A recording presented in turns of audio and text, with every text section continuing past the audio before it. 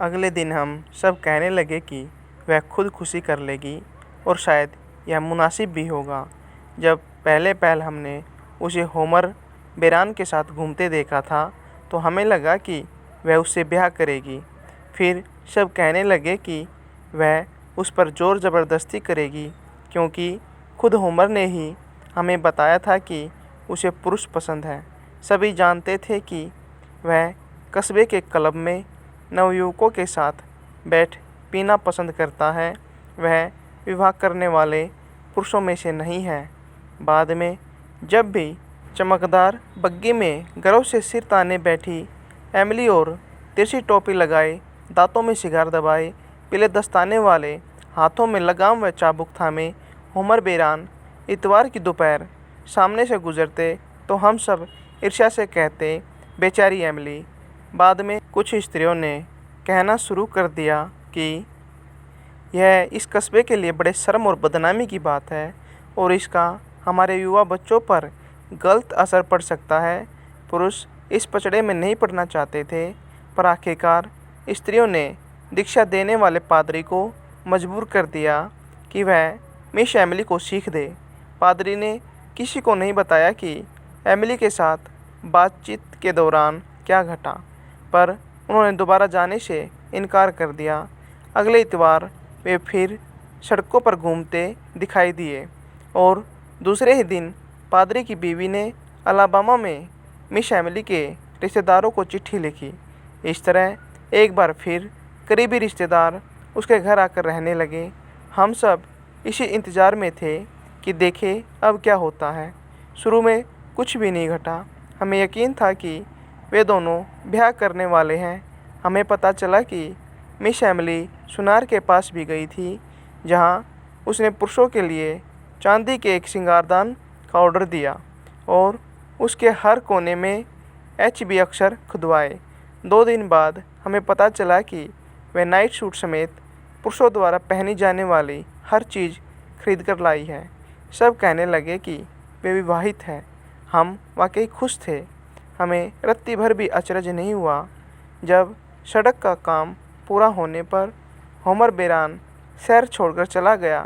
हमें हल्की सी निराशा ज़रूर हुई कि इस बात का कोई हो हल्ला नहीं हुआ। हमें यकीन था कि वह मिस एमिली को अपने घर ले जाने की तैयारी करने गया है या फिर उसे अपनी चचेरी बहनों से छुटकारा पाने का मौका देना चाहता है। हमारा अंदाज़ा सही निकला, क्योंकि 1 हफ्ते बाद ही वे चली गई और जैसा हमें पूरा भरोसा था, 3 दिन बाद होमर बेरान शहर में मौजूद था। एक पड़ोसी ने शाम के पहर जुटपुटे में रसोई के दरवाजे से श्वेत द्वारा उसे भीतर छोड़ते हुए देखा। उसके बाद किसी ने होमर बेरान को फिर कभी नहीं देखा। मिस एमिली भी बहुत कम दिखाई देती। अलबत्ता श्वेत यदाकदा पोटली उठाए बाज़ार आते जाते दिख जाता, पर मुख्य द्वार हमेशा बंद ही रहता। एमिली कभी कभार पल भर के लिए खिड़की में खड़ी दिखाई दे जाती, जैसे उस रात उन लोगों ने उसे देखा जो चूना छिड़क रहे थे। पर तकरीबन 6 महीनों से वह कभी बाहर नहीं निकली थी। हम जानते थे कि यह तो होना ही था, क्योंकि उसके पिता ने अपनी आदतों की वजह से उसके जीवन को नष्ट कर जहर घोल दिया था। अगली मर्तबा जब हमने एमिली को देखा तो वह मोटी हो गई थी। उसके बाल पकने लगे थे। अगले कुछ वर्षों में ही उसके बाल पूरी तरह भूरे हो गए। 74 वर्ष की आयु में उसकी मृत्यु तक किसी सक्रिय आदमी की तरह गहरे भूरे ही थे। इन तमाम वर्षों में उसका मुख्य द्वार हमेशा बंद ही रहा, बस केवल उन 6-7 वर्षों को छोड़कर, जब वह करीबन 40 वर्ष की थी और चाइना पेंटिंग की कक्षाएं चलाती थी। नीचे के कमरों में से एक कमरे में उसने स्टूडियो बना रखा था, जहां कर्नल सर्टोरिस के समकालीनों की बेटियां व पोतियां नियमित रूप से उसे पेंटिंग सीखने आती, बिल्कुल उसी नियम व श्रद्धा से जैसे वह हर इतवार को गिरजाघर जाया करती थी। इसी बीच उसके कर को माफ़ कर दिया गया। फिर नई पीढ़ी ने नगर का जिम्मा संभाला और पेंटिंग सीखने वाले बच्चे भी बड़े हो गए और यहाँ वहाँ बिखर गए। उन्होंने अपने बच्चों को रंगों की डिब्बियों, तुलिकाओं और महिलाओं की पत्रिकाओं में से कटी तस्वीरों के साथ पेंटिंग सीखने नहीं भेजा। आखिरी बच्चे के कक्षा छोड़ने के बाद मुख्य दरवाज़ा सदा के लिए बंद हो गया। जब नगर में मुफ्त डाक प्रणाली शुरू हुई तब भी मिस एमिली ने अपने घर के ऊपर लोहे का नंबर और डाक पेटी लगवाने से इनकार कर दिया। वह किसी तरह इसके लिए राजी न हुई। दिन ब दिन, माह दर माह और साल दर साल हम उस अश्वेत को बूढ़े होते और उसकी कमर को लगातार झुकते देखते रहे, जो झोला उठाए बाजार आता जाता रहता। हर साल दिसंबर माह में हम उसे टैक्स नोटिस भिजवाते, जो सप्ताह भर में लौट आता। कभी कभार हम उसे नीचे की किसी खिड़की में देखते, आले में रखी तराशी प्रतिमा की मानिंद। उसने जानबूझकर घर की ऊपरी मंजिल बंद कर रखी थी। इस तरह पीढ़ी दर पीढ़ी वह मौजूद रही। उसकी मौजूदगी को नकारना नामुमकिन था। प्रिय, अनिवार्य, अभेद्य, प्रशांत, अड़ियल, और वह मर गई। धूल और अंधकार से भरे घर में वह बीमार पड़ी रही। पास था तो केवल वह लड़खड़ाता बूढ़ा अश्वेत। वह बीमार है, इसकी किसी को भनक तक नहीं मिली। अरसा पहले हमने अश्वेत से उसकी खोज खबर लेना छोड़ दिया था। वह किसी से बात नहीं करता था, एमिली से भी नहीं। दरअसल इस्तेमाल न करने की वजह से उसके गले को मानो जंग लग गया था। उसकी आवाज़ कर्कश और फट गई थी। निचले हिस्से के एक कमरे में ही उसकी मृत्यु हो गई। पर्दे से ढके भारी भरकम बिस्तरे पर पके भूरे बालों वाला सिर तकिए में धंसा हुआ था, जो बेहद पुराना होने और धूप न मिलने के कारण मैला और पीला पड़ चुका था। अश्वेत ने स्त्रियों के लिए दरवाज़ा खोला और उन्हें अंदर जाने दिया। ताक झांक और खुसर पुसर करती स्त्रियां जैसे ही भीतर आई, वह अश्वेत गायब हो गया। वह घर के भीतर से होते हुए सीधे बाहर निकल गया और फिर कभी दिखाई नहीं दिया। दोनों चचेरी बहनें भी तत्काल वहां पहुंच गई। अगले दिन ही उन्होंने अंतिम संस्कार रखा, जिसमें पूरा का पूरा कस्बा मिस एमिली को अंतिम विदाई देने आया। उसकी अर्थी खरीदे गए फूलों के अंबार के नीचे थी। पास ही चिंतन में लीन पिता का रेखाचित्र रखा था।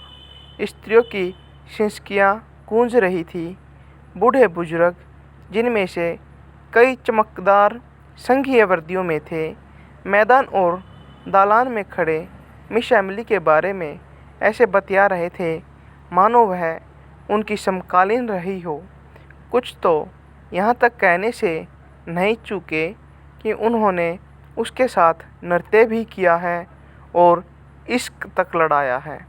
वे शायद गुजरे वक्त के गणितीय हिसाब को भूल रहे थे, जैसे अक्सर इस उम्र में बूढ़े करते हैं, जिनके लिए गुजरा वक्त ख़त्म होती सड़क न होकर मानो घास का मैदान है, जिसे कोई मौसम छू नहीं सकता। अब तक हम जान चुके थे कि सीढ़ियों से ऊपर एक कमरा है, जिसे 40 वर्षों से किसी ने नहीं देखा था और जिसे तोड़कर खोलना पड़ेगा। खोलने से पहले उन्होंने मिस एमिली को पूरी मर्यादा के साथ दफनाने का इंतज़ाम किया। जिस आक्रामकता के साथ दरवाजे को तोड़ा गया, उससे पूरा कमरा धूल से भर उठा। कमरे में ताबूत पर बिछाने जैसा एक झीना आवरण फैला रखा था, मानो कोई कब्र हो। कमरा दुल्हन की तरह सजा था। गुलाबी रंग के मखमली पर्दे, गुलाबी श्रृंगार, मेज पर क्रिस्टल की तमाम नाजुक वस्तुओं के साथ चांदी से बने पुरुषों के प्रसाधन सामान भी रखे थे। वे इतने मैले हो चुके थे कि उन पर खुदे अक्षर धुंधले पड़ चुके थे। सामान के बीच एक कॉलर और टाई भी रखी थी, बिल्कुल जैसे अभी निकाल कर रखी हो। कुर्सी पर सलीके से तय किया एक सूट टंगा था और वहीं एक जोड़ी जूते जुराबों के साथ रखे थे। आदमी खुद भी बिस्तर पर पड़ा था। काफ़ी देर हम यूं ही खड़े रहे, उस गंभीर और सांस रहित मुस्कुराहट को देखते हुए। साफ दिख रहा था कि देह पहले आलिंगन की मुद्रा में रही होगी, पर अब गहरी चिर निद्रा में थी, जो प्रेम से कहीं परे की चीज़ है, जो प्रेम के डरावने व विकृत रूप पर भी जीत हासिल कर लेती है। पर उसने उसे व्यभिचारी स्त्री की गुलामी की अवस्था में ला छोड़ा था। कुछ भी नहीं बचा था। शरीर का निचला हिस्सा इतनी बुरी तरह सड़ चुका था कि पहने गए नाइट सूट समेत उसके धड़ को बिस्तर से अलग करना नामुमकिन सा था। उसके ऊपर और तकिए के आसपास धूल की मोटी तह जम चुकी थी। फिर हमने देखा कि दूसरे तकिए पर सिर के आकार का गड्ढा सा बन गया था। हम में से एक ने झुककर जब उसे उठाया तो धुंधली, शुष्क और अदृश्य धूल हमारी नासिका में भर गई। वहाँ पके भूरे बालों की एक लट सबने देखी।